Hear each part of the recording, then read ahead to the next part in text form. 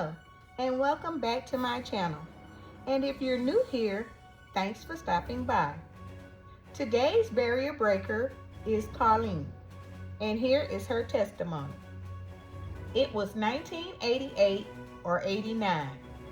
My mother, two nieces, and I were leaving my brother's football game at Mississippi State University. We were in a head-on collision on a rainy Sunday morning. It happened in front of a White House, and a little lady called 911. They had to use the jaws of life, and they flew me in the Life Flight helicopter to University of South Alabama Medical Center. The rest of the family went in the ambulance. I was hurt more severely. My mother, Odessa, saw when the car hydroplaned.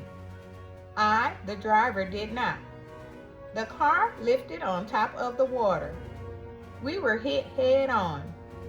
I awoke to a bright light in my face and looked down to see two doctors digging glass out of my right knee.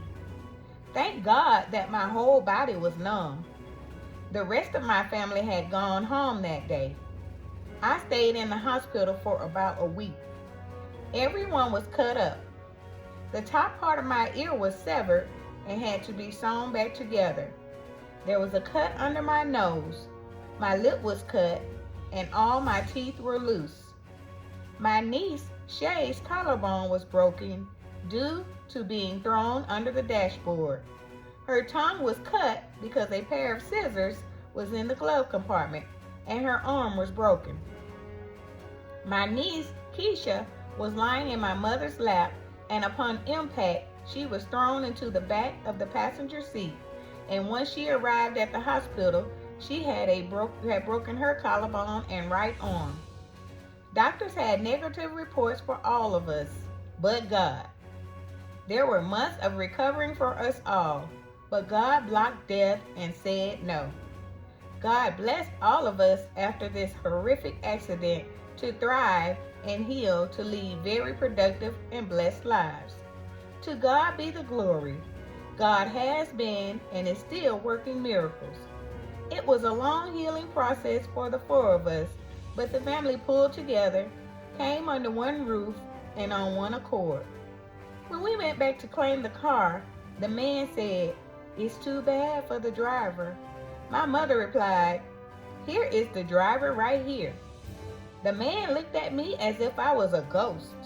The state trooper said that was the worst wreck that he had ever seen. I know that God spared my life in that head-on collision for a reason. He has a calling over my life, and it has been prophesied that I will minister to the women like Bishop T.D. Jakes, and they will be able to sit, talk, touch, and hug me. They will have close contact. Several women have already thanked me for the godly advice I've given them on how to be a virtuous woman and a Proverbs 31 wife.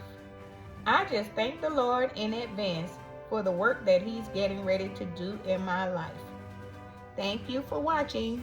Please don't forget to share, like, comment, and subscribe.